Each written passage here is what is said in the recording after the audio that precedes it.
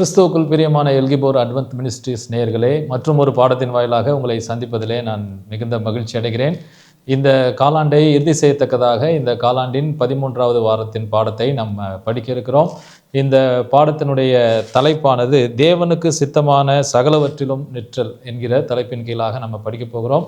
இந்த பாடத்திற்குள்ளாக செல்வதற்கு முன்பதாக ஒரு சிறு ஜெபத்தோடு இந்த பாடத்துக்குள்ளாக நாம் செல்லலாம். யாவரும் ஜெபிப்போம். எங்களை நேசிக்கிறதான அன்புள்ள தகப்பனே, இந்த நல்ல வேளையில் மீண்டுமாக ஒரு பாடத்தை நாங்கள் படிக்கும்படியாக ஆண்டவர் கிருபை செய்தீர். அதற்காக நன்றி செலுத்துகிறோம். இந்த பாடத்தின் வாயிலாக நாங்கள் கற்றுக்கொள்கிற ஒவ்வொரு பாடத்தையும் சத்திய ஆவியானவர் எங்களுக்கு விலக்கி தர வேண்டும்படியாக நாங்கள் ஜெபிக்கிறோம். இயேசுவின் நாமத்தில் எங்களை கேட்கிறோம் பிதாவே, ஆமென். இந்த காலாண்டை நான் நிறைவு செய்யத்தக்கதாக பரலோகத்தையும் பூலோகத்தையும் இணைத்தல் என்கிற தலைப்பின் அடிப்படையில் பிலிப்பியர், கொலோசியர் போன்ற இந்த புஸ்தகங்களை நாம் நிறைவு செய்யத்தக்கதாக இந்த 13வது வாரத்தின் பாடத்துக்குள்ளாக நாம் வந்திருக்கிறோம். இந்த பாடத்தின் தலைப்பை நாம் முன்பு பார்த்தது போல தேவனுக்கு சித்தமான சகலவற்றிலும் நிலைநிற்றல் என்கிற ஒரு கருத்தை மையமாக கொண்டு இந்த வார பாடத்தில் நம்ம படிக்க போகிறோம். உதாரணமாக கொலோசு பட்டணத்துக்கும் பிலிப்பியர் பட்டணத்துக்கும் அப்போஸ்தலனாகிய பவுல் அநேக ஆலோசனைகளை கொடுத்ததை இந்த 12 வாரமும் நாம் தொடர்ந்து படித்து வந்தோம். அந்த ஆலோசனைகளின் இறுதி ஆலோசனையாக அவருடைய ஊழிய பணியிலே யார் யாரெல்லாம் அவரோடு கூட இணைந்து தேவனுடைய ஊழியத்தை செய்தார்கள், என்னென்ன விதத்திலெல்லாம் அந்த ஊழியத்தை அந்த பட்டணங்களுக்கு நிருபங்களாக அவர் எழுதினார், ஆட்களை அனுப்பினார் என்பதை குறித்து, அதிலிருந்து காணப்படக்கூடிய ஒற்றுமை, அந்த ஊழிய தாகம், ஊழிய வாஞ்சை என்ன என்பதை இந்த வார பாடத்தில் நம்ம படிப்போம். மனன வசனம் 1 தெசலோனிக்கேயர் நிருபம் 5ஆம் அதிகாரம் 18ஆம் வசனத்திலிருந்து எடுக்கப்பட்டிருக்கிறது.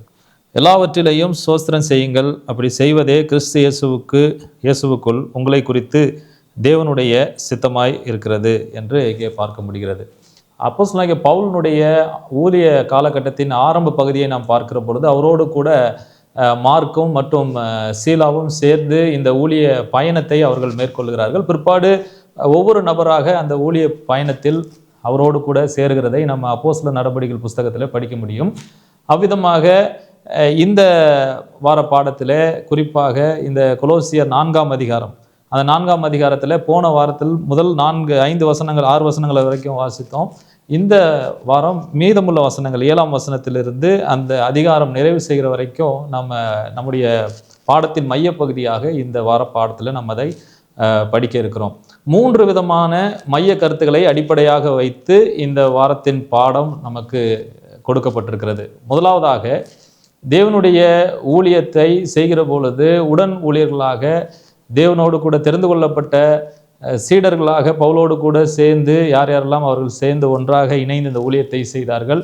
அந்த ஊழியத்திலே செய்கிற பொழுது அவர்களுக்கு இருந்த அந்த உபத்திரவங்கள், பிரச்சனைகள், இவைகளுக்கு மத்தியிலும் எப்படி பூரணர்களாகவும் தேவனுக்கு பிரியமுள்ள பிள்ளைகளாகவும் அவர்களால் இருந்தார்கள். அதே போல அவர்கள் கொடுத்த ஆலோசனை மற்றவர்களும் எப்படி தேவனுக்கு உண்மை உள்ளவர்களாக இருக்க முடியும் என்பதை அடிப்படையாக வைத்து இந்த வார பாடத்தை நம்ம படிக்க போகிறோம்.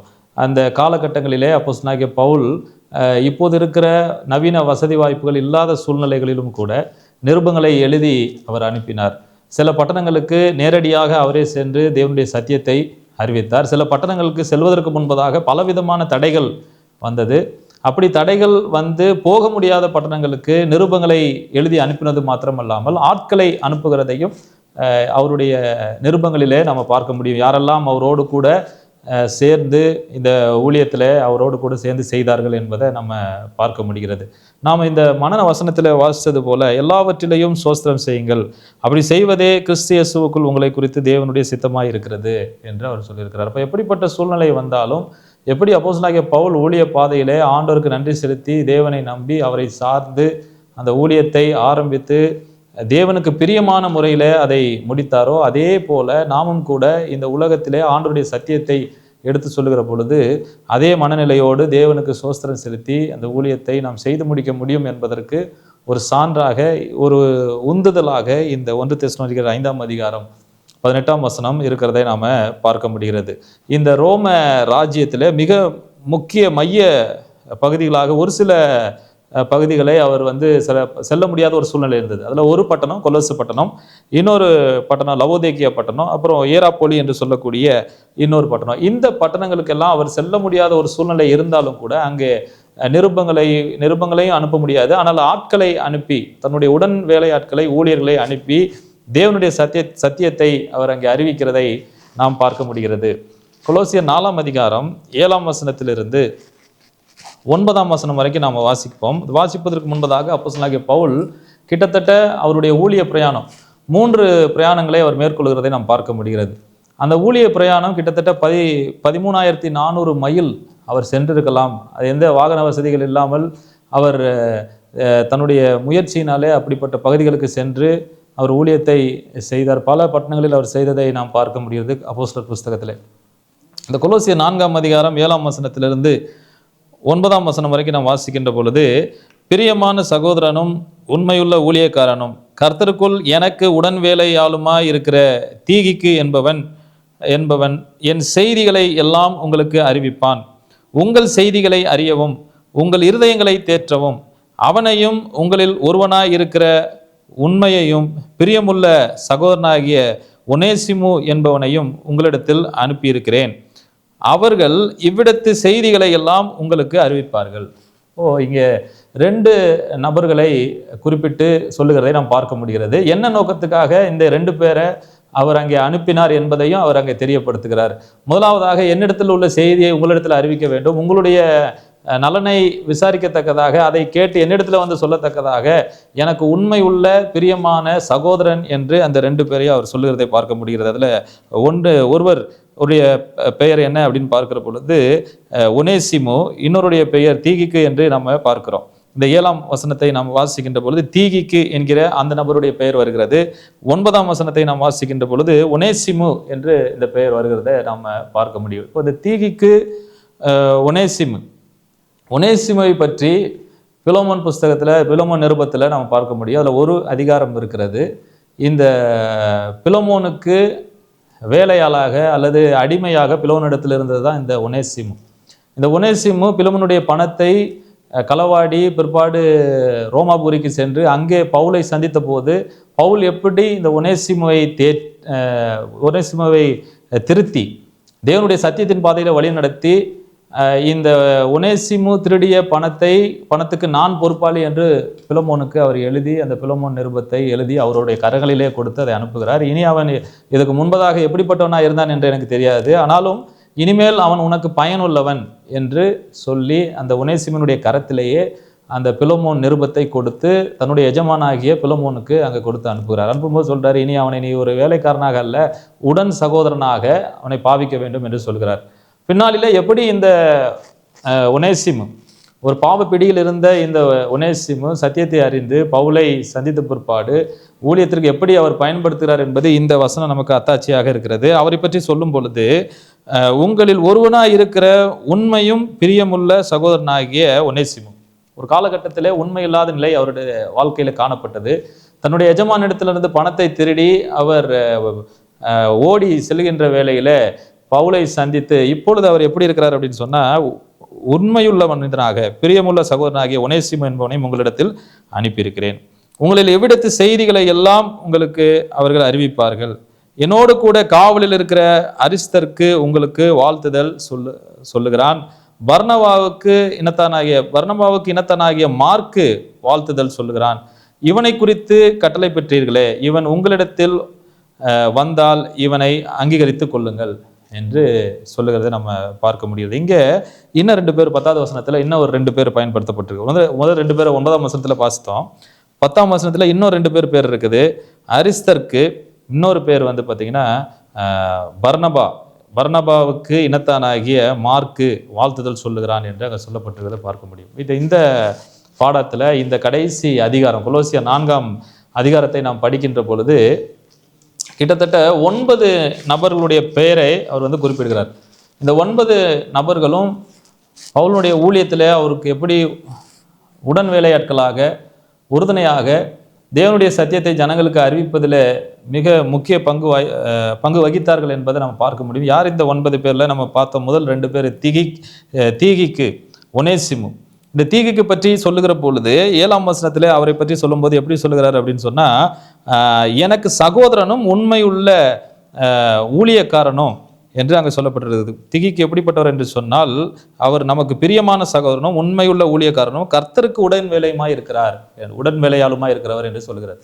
ஒனேசிமை பற்றி நாம் சொல்லுகிற பொழுது, அவரை பற்றி சொல்லும் பொழுது உண்மையும் பிரியமும் உள்ள ஒரு சகோதரன் என்று அங்கே சொல்லப்பட்டிருக்கிறது. உங்களில் ஒருவன் என்று அங்கே சொல்லப்பட்டிருக்கிறதை நாம் பார்க்க முடியுது. ரெண்டாவது நபர் இவர். மூணாவது நபர் யார் அப்படின்னு பார்க்கும் பொழுது அரிஸ்தர்க்கு. இந்த அரிஸ்தர்க்கை குறித்து பிலிப்பியர் 4:10 நாம் வாசிக்கின்ற பொழுது அவர் அங்கே சொல்லியிருக்கிறார் என்ன அப்படின்னு சொன்னால், இவர் அவரோடு கூட காவலில் இருந்தவர் என்று சொல்றார். அப்போ ஒவ்வொருவரும் ஒவ்வொரு விதத்தில் பவுலோடு கூட சேர்ந்து தேவனுடைய ஊழியத்தை நிறைவேற்ற திட்டத்தில் அவர்கள் எப்படி இருக்கிறார்கள் என்பதை நம்ம பார்க்க முடியும். பல பின்னணியிலிருந்து வந்தவர்கள். ஒரு சிலர் புறஜாதியர்களாக புறஜாதியர்களாக இருந்து கிறிஸ்தவர்களாக வந்தவர்கள். ஒரு சிலர் பார்த்தீங்கன்னா யூதர்களாக இருந்து கிறிஸ்தவர்களாக வந்தவர்கள். இப்போ வெவ்வேறு கலாச்சார பின்னணியிலிருந்து வந்தாலும் கூட இந்த சத்தியத்தை ஏற்று அந்த சத்தியத்தை கொண்டு போய் அந்த புறஜாதியருக்கு அறிவிக்கின்ற பட்சத்தில் எப்படிப்பட்டவர்களாக அவர்கள் தங்களை ஆண்டோடைய ஊழியத்திற்கு ஒப்பு கொடுத்தார்கள் என்பதை இந்த பாடத்தில் நம்ம படிக்க முடியும். 3 நபர்களை குறித்து படித்தோம். திகிக்கு, ஒனேசிமு, அரிஸ்தர்க்கு பார்த்தீங்கன்னா அவர் பவுலோடு கூட அவரும் சிறைவாசமாக இருந்தார் என்பது அங்கே சொல்லப்பட்டிருக்கிறத நாம் பார்க்க முடியும். 4ஆம் அதிகாரம் 10வது வசனத்தை நாம் வாசிக்கின்ற பொழுது மார்க்கு என்று சொல்லக்கூடிய 4வது நபரை பற்றி அங்கே பேசுகிறார். இந்த மார்க்கு என்பவர் பர்னபாவுக்கு இனத்தாராகிய மார்க்கு என்று அங்கே சொல்லப்பட்டிருக்கிறத நம்ம பார்க்க முடியும். அடுத்ததாக யுஸ்து என்று 11ஆம் வசனத்தில் ஒரு நபரை பற்றி பேசுகிறார். 11ஆம் வசனத்தை வாசிக்கிறேன். கொலோசியர் 4:11. யுஸ்து எனப்பட்ட இயேசுவும் வாழ்த்துதல் சொல்லுகிறான். விருத்த சேதனம் உள்ளவர்களில் இவர்கள் மாத்திரம் தேவனுடைய ராஜ்யத்தின் பொருட்டு என் உடன் வேலையாட்களாய் இருந்து எனக்கு ஆறுதல் செய்து வந்தவர்கள் என்று யுஸ்துவை பற்றி சொல்லப்பட்டிருக்கிறது. கொலோசியர் 4:12 நாம் வாசித்தோம் அப்படின்னு சொன்னால், எப்பாப்பிரா, இந்த எப்பாப்பிரா கொடுத்து அவர் உங்களில் ஒருவன் கிறிஸ்துவனுடைய 11ஆம் வசனத்தை நாம் வாசிக்கின்ற பொழுது கிறிஸ்துவின் ஊழியக்காரன் என்று அங்கே சொல்லப்பட்டிருக்கிறது. அதே போல் எப்பொழுதும் அவர் உண்மை உள்ளவர்களாக தேவனுடைய காரியத்தில் ஈடுபடுகிறவராக இருக்கிறார் என்பதை நம்ம பார்க்க முடியும். அந்த வசனத்தை நாம் வாசிப்போம். கொலோசியர் 4:12. எப்பாப்பிராவும் உங்களுக்கு வாழ்த்துதல் சொல்லுகிறான். உங்களை சேர்ந்தவனும் கிறிஸ்துவின் ஊழியக்காரனுமாகிய இவன் நீங்கள் தேவனுக்கு சித்தமானவைகள் எல்லாவற்றிலும் தேறினவர்களாயும் பூரண நிச்சயம் உள்ளவர்களாயும் நிலை நிற்க வேண்டும் என்று தன் ஜெபங்களில் உங்களுக்காக எப்பொழுதும் போராடுகிறான். இவரை குறித்து பேசும்பொழுது அவர் ஜெபத்திலே போராடுகிறவராக இருக்கிறார். அவர் உங்களை குறித்தே யோசிக்கக்கூடியவராக அவர் இருக்கிறார் என்று இந்த எப்பாப்பிராவை பற்றி சொல்லப்பட்டிருக்கிறது. கொலோசியர் 4:14 நாம் வாசிக்கின்ற பொழுது அங்கு 2 நபரை பற்றி பேசப்பட்டிருக்கிறது. என்ன, யார் யார் அப்படின்னா, ஒன்று லூக்கா ஒரு மருத்துவர் என்று நாம் அறிந்திருக்கிறோம். அடுத்து தேமாவும் என்று அங்கே சொல்லப்பட்டிருக்கிறது. தேமாவும் உங்களுக்கு வாழ்த்துதல் சொல்லுகிறான் என்று அங்கே சொல்லப்பட்டிருக்கிறது. 15ஆம் வசனத்தை நாம் வாசிக்கின்ற பொழுது லவோதிக்கியாவில் இருக்கிற சகோதரரையும் நிம்பாவையும் அவன் வீட்டில் கூடுகிற சபையையும் வாழ்த்துங்கள். இந்த நிருபம் உங்களிடத்தில் வாசிக்கப்பட்ட பின்பு இது லவோதிக்கியா சபையிலும் வாசிக்கப்படும்படி செய்யுங்கள். லவோதிக்கியாவில் இருந்து வரும் நிருபத்தை நீங்கள் வாசியுங்கள். அர்க்கிப்பை கண்டு நீ கர்த்தரிடத்தில் பெற்ற ஊழியத்தை நிறைவேற்றும்படி கவனமாயிருப்பாயாக என்று சொல்லுங்கள். பவுலாகிய நான் என் கையினால் எழுதி உங்களை வாழ்த்துகிறேன். நான் கட்டப்பட்டிருக்கிறதை நினைத்து கொள்ளுங்கள். கிருபை உங்களோடு இருப்பதாக என்று இந்த அதிகாரத்தை நிறைவு செய்கிறதை நாம் பார்க்க முடியும். கிறிஸ்துவுக்குள் பிரியமானவர்களை, இந்த பட்டியல் அவரோடு கூட சேர்ந்து ஊழியம் செய்த இந்த பட்டியலை நாம் பார்க்கிற பொழுது எந்த அளவுக்கு தேவனுடைய பிள்ளைகள் ஒருவருக்கொருவர் ஊக்கமாக துணையாக நின்று ஆண்டுடைய சத்தியத்தை அவர்கள் நிறைவேற்றினார்கள் என்பதை நம்ம இதிலிருந்து புரிந்து கொள்ள முடியும். எபேசியர் 6ஆம் அதிகாரம் 21ஆம் வசனத்தை வாசிக்கின்ற பொழுது, எபேசியர் 6:21 நான் வாசிக்கிறேன். அன்றியும் எனக்கு அடுத்த காரியங்களும் என் சுக செய்திகளும் உங்களுக்கு தெரிய வரும்படிக்கு அவைகள் எல்லாம் நமக்கு பிரியமான சகோதரனும் கர்த்தருக்கு உண்மை உள்ள ஊழியக்காரனுமாக இருக்கிற தீகிக்கு உங்களுக்கு அறிவிப்பான் என்று அங்கே சொல்லப்பட்டிருக்கிறதை பார்க்க முடிகிறது. அப்போது இந்த காரியங்கள் எல்லாமே பவுலுடைய கடைசி காலகட்டங்களிலே அவரால் செல்ல முடியாத ஒரு சூழ்நிலையிலும் கூட, அங்குமிங்குமாக செல்ல முடியாத ஒரு சூழ்நிலையிலும் கூட அவர் என்ன செய்கிறார் அப்படின்னு சொன்னால், தன்னுடைய உடன் வேலையாட்களை அவர் அனுப்புகிறத நாம் பார்க்க முடிகிறது. நம்முடைய வாழ்விலும் கூட கர்த்தர் நமக்கு கொடுக்கப்பட்டிருக்கிற அந்த பணியை சிறப்பாக செய்து முடிப்பதற்கு நமக்கு வேண்டிய நபர்களை ஆண்டவர் ஆயத்தப்படுத்தி கொடுக்கிறார் என்பது எந்தவித சந்தேகமும் இல்லை.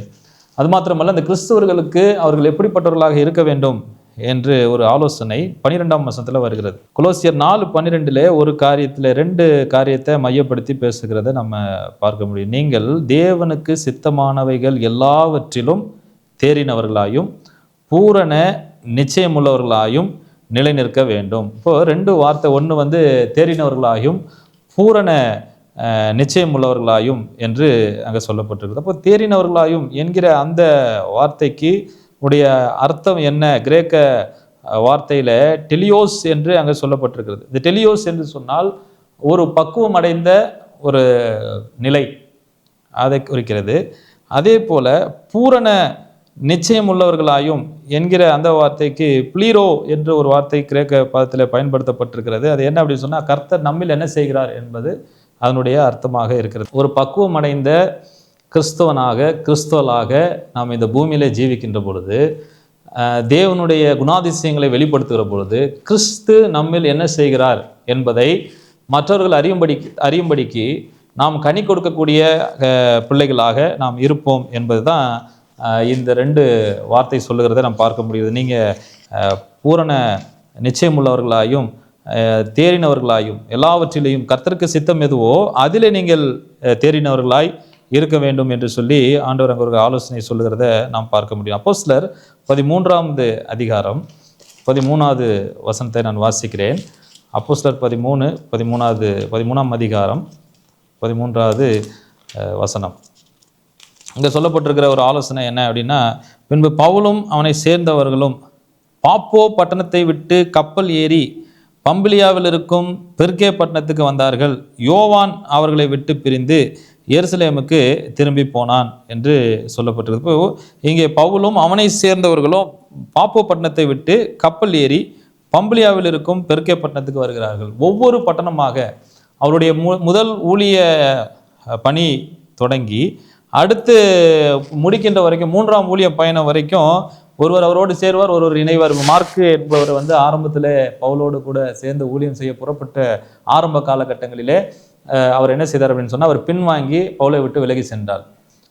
ஆனாலும் கூட பவுல் என்ன செய்கிறார் அப்படின்னு சொன்னால், அவரை ஊழியத்துக்கு வர வேணான்னு சொன்னார். ஆனால் கடைசியில் பார்த்தீங்கன்னா நம்ம கொலோசியர் 4 வசனத்தில் மார்க்கு திருப்பியும் அவர் ஊழியத்தில் பயன்படுத்துகிறதை நாம் பார்க்க முடிகிறது. இப்படி விதமாக ஒற்றுமைக்கு அச்சுறுத்தலாக இருந்த போதிலும் கூட அவர்கள் எல்லாரையும் ஏதாவது ஒரு விதத்தில் அவர்களை பயன்படுத்துகிறதை நாம் பார்க்க முடிகிறது.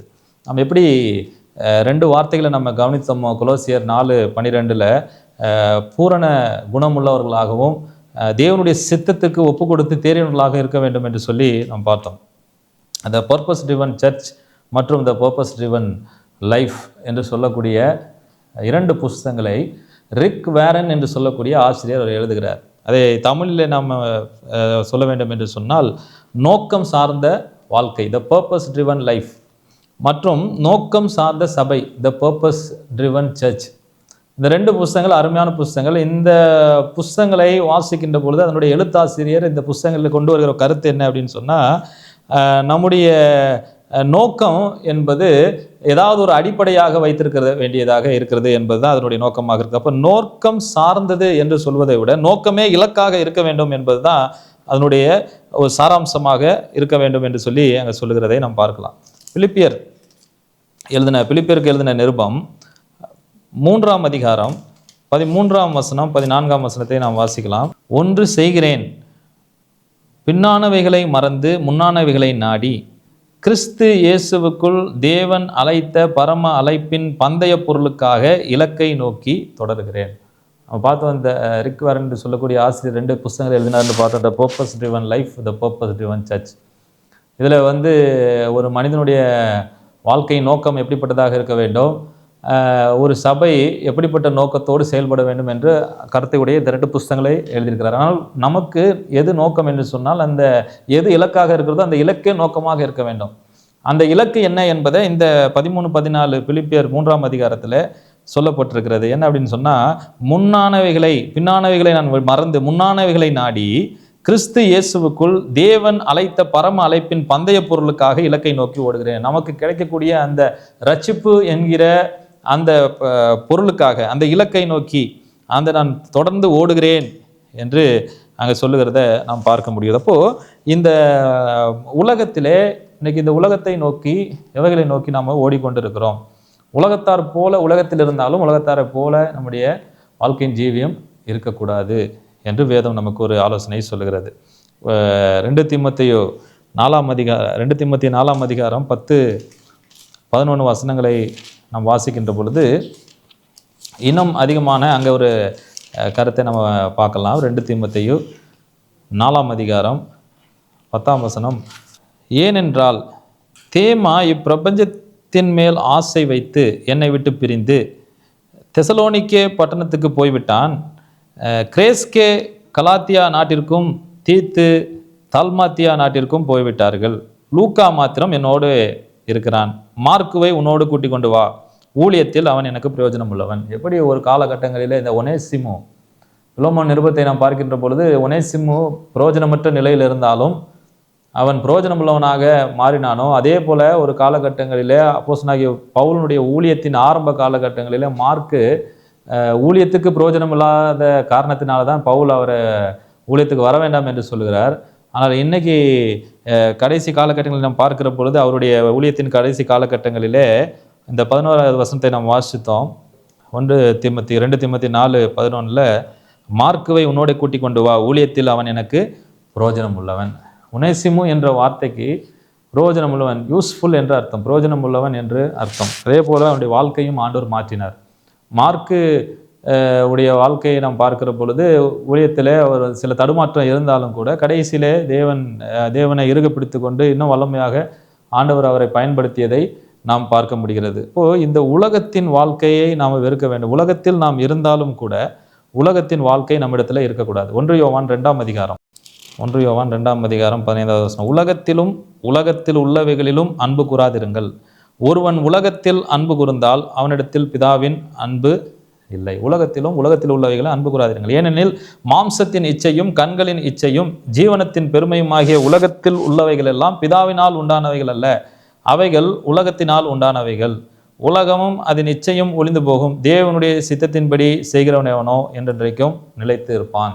இந்த உலகத்தாரை போல நாம் இருக்கக்கூடாது என்பது தான் பவுல் அநேக நேரங்களிலே தான் எழுதிய நிருபங்களிலே மையப்படுத்தி கூறுகிறதை நம்ம பார்க்க முடியும். மீண்டுமாக அந்த கொலோசியர் நிருபத்தை நாம் எடுத்துக்கிட்டோம் அப்படின்னு சொன்னால் அதில் 10-11 வசனங்களை நாம் வாசிக்கின்ற பொழுது இவர்கள் எல்லாரும் பார்த்திங்கன்னா ஒரு காலகட்டங்களிலே தேவனுடைய சத்தியத்தை அறிந்து ஆண்டவருக்கு உண்மை உள்ள பிள்ளைகளாக அவர்கள் என்ன செய்தார்கள்னா கடைசி வரைக்கும் நிலை நிற்கக்கூடிய அனுபவத்திலே அவர்கள் கடந்து வந்ததை நாம் பார்க்க முடிகிறது. வெளிப்படுத்தின விசேஷம் 3வது அதிகாரம் 17-21 வரைக்கும் நம்ம வாசித்தோம் அப்படின்னு சொன்னால், நீ நிர்பாக்கியம் உள்ளவனும் பரிதபிக்கப்பட்டவனும், எப்படி இந்த லவோதிக்கியா சபையை குறித்து அதனுடைய அவல நிலையை குறித்து அங்கே சொல்லப்பட்டிருக்கிறது. அந்த முழு வசனத்தில் வாசிக்கலாம்.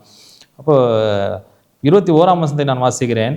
நான் ஜெயம் கொண்டு என் பிதாவினுடைய சிங்காசனத்திலே அவரோடு கூட உட்கார்ந்தது போல ஜெயங்கொள்ளுகிறவன் எவனோ அவன் என்னோடு சிங்காசனத்திலே என்னோடு கூட உட்காரும்படியாக அருள் செய்வேன். யாரெல்லாம் உலகத்தை ஜெயித்து உலகத்தின் இச்சைகளை ஜெயித்து உலக ஆசாபாசங்களை துறந்து தேவனுக்கு பிரியமுள்ளவர்களாக இருக்கிறார்களோ அவர்கள் ஜெயங்கொள்ளக்கூடிய ஒரு அனுபவத்தை பெறுவார்கள் என்று சொல்லப்பட்டிருக்கிறது. லவோதிக்கியா சபையை குறித்து நாம் வாசிக்கின்ற பொழுது அது அனலும் இல்லை குளிரும் இல்லை வெதுவெதுப்பாக இருந்ததுனால கர்த்தர் அதை வாந்தி பண்ணி போடுவேன் என்று அங்கே சொல்லுகிறார். அதனுடைய நிர்வாணம் எப்படிப்பட்டதாக இருந்தது, அதனுடைய ஐஸ்வர்யம் குறைந்து போனது என்றெல்லாம் நம்ம அந்த பட்டணத்தினுடைய செய்தியை படிக்க முடியும். அதே போல் கடைசி காலத்தில் இருக்கிற அந்த சபை விசுவாச பிள்ளைகளும் ஒரு மெத்தன போக்கில் இராதபடி தேவனுக்கு உண்மையுள்ளவர்களாக ஆண்டவருக்காக அனல் விட்டு எரியக்கூடிய பிள்ளைகளாக அவர்கள் இருக்க வேண்டும் என்பது தான் தேவனுடைய ஒரு சித்தமாக இருக்கிறத நம்ம பார்க்க முடியும். இங்கே பரலோக ஜீவிகளுக்கும் தன் மீது இருந்த பாசத்தை முழுவதுமாக சாத்தான் என்ன செய்தான் அப்படின்னு சொன்னால் கல்வாரியில் அவன் இழந்தான் என்பதை பார்க்க முடியுது. அப்போது சிலுவை வரைக்கும் அங்கே ஒரு கிருபையின் காலம் பிசாசானவனுக்கும் அங்கே கொடுக்கப்பட்டிருந்தது. ஆனால் கல்வாரி சிலுவையில் இயேசு கிறிஸ்து மரித்த போது அந்த கிருபையின் காலம் அவனோடு கூட நிறைவு செய்தது. பரலோக பரிசுத்த ஸ்தலத்தில் கிறிஸ்து செய்கிற அந்த நியாய விசாரணை ஊழியத்தில் தேவ மக்கள் அவருடைய சித்தத்தின்படி செய்ய சகலவித கிரியையிலும் சீர்பொருந்தினவர்களாகி பரலோகத்திற்கு தகுதி அடைகிறார்கள். எப்படி பரலோகத்திலே ஆண்டவராகிய இயேசு கிறிஸ்து மத்தியஸ்தராக இருந்து அந்த பரிந்து பேசுகிற ஊழியத்தை செய்கிறாரோ, அது அந்த நியாய விசாரணையின் ஊழியத்திலே தேவனுடைய மக்கள் அவரை நம்பி கிருபை பொருந்தினவர்களாக, சீர் பொருந்தினவர்களாக பரலோகத்தில் இருப்பதற்கு அவர்கள் தகுதி பெறுகிறார்கள். அதே போல 1000 வருட அரசாட்சி, 1000 வருட நியாய விசாரணையிலும் அதன் பிறகுதான இறுதி நியாய தீர்ப்பிலும் மீதமுள்ள கேள்விகளுக்கு விடையளிக்கத்தக்கதாக எல்லாரும் என்ன செய்யறாங்க அப்படின்னா, இந்த புதிய வானம் புதிய பூமி தோன்றத்தக்கதாக இந்த பூமி நிர்மூலமாகிறது. நித்திய அக்கினி கடலிலே பாவமும் மனம் திரும்பாத பாவிகளும் என்ன செய்கிறார்கள் என்று சொன்னால் அழிக்கப்பட்டு அதில் சுத்திகரிக்கப்படுகிறார்கள். பாவம் எப்பொழுது ஒழிக்கப்படும் போது மட்டும்தான் பரலோகமும் பூலோகமும் இறுதியாக ஒன்றிணைக்க முடியும் என்று சொல்லப்பட்டிருக்கு. அப்போ இந்த மாபெரும் ஆவிக்குரிய ஆன்மீக போராட்டம், நாம் கண்ணுக்கு தெரியாத போராட்டம், பரலோகத்துக்கும் பூலோகத்துக்கும் நடக்கிற போராட்டம், தேவனுடைய சேனைகளுக்கும் பிசாசனுடைய சேனைகளுக்கும் நடக்கிற ஒரு போராட்டமாக இருக்கிறது. கிறிஸ்துவுக்கும் பிசாசனுக்கும் நடக்கிற ஒரு போராட்டமாக இருக்கிறது. ஆதாமுக்கும் ஏவாளுக்கும் ஆதியிலே கொடுத்த வாக்குத்தத்தின்படி உன் வித்துக்கும் அவள் வித்துக்கும் பகை உண்டாக்குவேன், நீ அவர் குதிங்காலை நசுக்குவாய், அவர் உன் தலையை நசுக்குவார் என்று சொன்ன அந்த காரியம் சிலுவையிலே நிறைவேறினது போல அந்த மாபெரும் போராட்டம், அந்த வலுசற்பமானது அந்த ஸ்திரீயோடு யுத்தம் பண்ண சென்றது, அந்த ஸ்திரீயினுடைய பிள்ளையை கொல்ல பார்த்தது, பிற்பாடு அந்த ஸ்திரீயையும் அது நாளுக்கு நாள் அந்த ஸ்திரீயை பின்தொடர்ந்தே வந்தது என்பதை நம்ம சபையின் சரித்திரத்தில் பார்க்க முடிகிறது. அதே போலதான் இந்த புதிய வானம் புதிய பூமி வருகிற வரைக்கும் ஆண்டவர் அந்த நியாய தீர்ப்பு நித்திய அக்கினி கடலிலே ஜனங்களை அழிக்கிற பொழுதுதான் நம்ம இந்த காலாண்டுடைய தலைப்புல பரலோகத்தையும் பூலோகத்தை இணைத்தல் என்கிற அந்த சம்பவம் இங்கே நடைபெறும். ஏசாயா 62ஆம் அதிகாரத்தை நம்ம படிக்கலாம், ஏசாயா 65ஆம் அதிகாரத்தில் நம்ம படிக்கலாம். இந்த காரியங்கள் எல்லாம் புதிய வானம் புதிய பூமி பற்றியதான ஒரு ஆலோசனைகள் அங்கே கொடுக்கப்படுகிறத நாம் பார்க்க முடிகிறது. அப்போ இந்த காலாண்டினுடைய ஒரு மைய கருத்தாக தேவனுடைய பிள்ளைகளுக்கு சத்தியம் போய் செல்ல வேண்டும். இந்த கொலோசு பட்டணத்தில் பார்த்திங்கன்னா நாம் துன்பப்பட்டும் கைவிடப்படுகிறதில்லை என்கிற ஒரு மைய கருத்தை நம்ம பார்த்தோம். சோஸ்தரிக்கவும் நாம் ஜெபிப்பதற்கும் அநேக காரணங்கள் உண்டு. ஆண்டவர் எப்படி கிருபையாய் நடத்தினார், அதில் ஜீவன் என்றால் என்ன, மரணம் என்றால் என்ன, நமக்கு இருக்கிற தாழ்மையிலே நாம் எப்படி ஒற்றுமை பெற முடியும், நாம் பிரகாசிக்கிற சுடர்களாக எப்படி இந்த பூமியில இருக்க முடியும், நம்முடைய நம்பிக்கை இயேசு கிறிஸ்துவில் மாத்திரம்தான் என்பதை நாம் படித்தோம். நம்முடைய குடியிருப்பு பூலோகத்தில் அல்ல, அது பரலோகத்தில் இருக்கிறது. அந்த பரலோக குடியிருப்புல நாம பிரவேசிக்கிற பொழுதுதான் அந்த பரலோகம் பூலோகமும் இணைக்கிற ஒரு காரியத்துக்குள்ளாக வருகிறது. அந்த குடியிருப்பு பரலோகத்துக்கு செல்ல வேண்டும் என்று சொன்னால் பூலோகத்திலே நாம் பரலோக வாழ்க்கையை, தேவனுக்கு பிரியமுள்ள ஒரு தகுதியான வாழ்க்கையை வாழ வேண்டும் என்று இந்த காலாண்டிலே படித்தோம். அதே போல நாம் ஒப்புரவாகத்தக்கதாக ஆண்டவர் நமக்கு ஒரு நம்பிக்கையை கொடுத்திருக்கிறார். அந்த நம்பிக்கை ஆண்டவராகிய இயேசு கிறிஸ்துனுடைய சிலுவை மரணத்திலிருந்தும் அவருடைய நீதியிலிருந்தும் அவர் எனக்காக உங்களுக்காக என்ன செய்தார், இந்த பூமியிலே அவர் ஜீவித்த அந்த நீதியின் வாழ்க்கையிலிருந்து நமக்கு ஒரு நம்பிக்கை வருகிறது. அதன் மூலமாக நமக்கு ஒப்புரவாகுதல், அந்த ரீகன்சிலியேஷன் என்று சொல்லக்கூடிய ஒரு அனுபவத்துக்குள்ளாக நம்ம கடந்து வருகிறோம். அதே போல அந்த ஒப்புரவாகுதல் என்கிற அனுபவத்துக்குள்ளாக கடந்து வந்த பிற்பாடு 3 காரியங்கள் ஒரு மனிதனுடைய ஆவிக்குரிய வாழ்க்கையில நடக்கிறது. என்ன அப்படின்னு சொன்னா, ஜஸ்டிஃபிகேஷன், சாங்டிஃபிகேஷன், குளோரிஃபிகேஷன். நீதிமானாக்கப்படுதல், பரிசுத்தமாக்கப்படுதல், மகிமைப்படுத்தப்படுதல். அப்போ இந்த 3 காரியத்தினுடைய முடிவிலே பரலோகமும் பூலோகமும் இணைக்கப்படுகிற அனுபவத்தை நாம் பார்க்க முடியும். ஒருவரோடு ஒருவர் சேர்ந்து வாழ்தல் எப்படி, அந்த பரலோகத்தையும் பூலோகத்தையும் இணைப்பதிலே கிறிஸ்துவ குடும்பங்களாக, சக மனிதர்களாக, உடன் வேலையாட்களோடு எப்படி சேர்ந்து இந்த பூமியில நம்ம தேவனுடைய நாமத்தை பிரதிபலிக்க முடியும் என்பதை நாம் பார்த்தோம். எல்லாவற்றிலும் தேவனுடைய சித்தத்துக்கு நாம அந்த சித்தத்தை அறிவதற்கு, அந்த சித்தத்தை நாடி நம்பி இருப்பதற்கு தேறினவர்களாகவும் பரிபூர்ண குணத்தை உடையவர்களாகவும் அதில் நிலை நிற்க வேண்டும் என்பதுதான் தேவன் நம்மிடத்திலிருந்து எதிர்பார்க்கிற ஒரு காரியமாக இருக்குது. அவ்விதமாக இந்த காலாண்டு நமக்கு மிகவும் ஆசீர்வதிக்கப்பட்ட ஒரு காலாண்டாக இருந்ததில் எந்தவித சந்தேகமும் இல்லை. தேவன் தாமே உங்களையும் உங்களுடைய குடும்பங்களையும் ஆசீர்வதிப்பாராக. இது வல்லமை உள்ள தேவனுடைய ஊழிய பணிகளே உங்கள் எல்கிபோர் அட்வென்ட் மினிஸ்ட்ரீஸின் சார்பாக நான் நன்றியையும் வாழ்த்துக்களையும் தெரிவித்துக் கொள்கிறேன். மீண்டும் ஒரு புதிய காலாண்டிலே நாம் தேவனுடைய பாடத்தை படிக்கத்தக்கதாக நாம் இணைவோம். ஜெபத்தோடு கூட நாம் கடந்து செல்வோம். எங்களை நேசிக்கிறதான அன்புள்ள தகப்பனே, இந்த நல்ல வேலைக்காய் நாங்கள் நன்றி செலுத்துகிறோம். இந்த காலாண்டிலே 2 நிருபங்களை நாங்கள் படிக்கத்தக்கதாக ஆண்டவர் எங்களுக்கு உதவி செய்தீர். கொலோசியர், பிலிப்பியர். இந்த 2 நிருபங்களிலும் அநேக நல்ல ஆவிக்குரிய பாடங்களை நாங்கள் கற்றுக்கொண்ட சத்தியங்களை எங்களுடைய வாழ்க்கையில நாங்கள் அபியாசித்து பரலோகத்தையும் பூலோகத்தையும் இணைப்பதற்கு மனிதர்களாக எங்களுக்கு கொடுக்கப்பட்ட பங்கை நாங்கள் நிறைவேற்றுகிற பிள்ளைகளாக இருக்க கர்த்தர் எங்களை வழிநடத்த வேண்டும்படியாக நாங்கள் ஜெபிக்கிறோம். இந்த நிகழ்ச்சியை பார்த்து கொண்டிருக்கிற ஒவ்வொரு பிள்ளைகளுக்கும் இந்த நிகழ்ச்சியானது ஒரு ஆசீர்வாதமாக இருக்க உதவி செய்யும். இயேசுவின் நாமத்தில் இவர்களை கேட்கிறோம் பிதாவே. ஆமென்.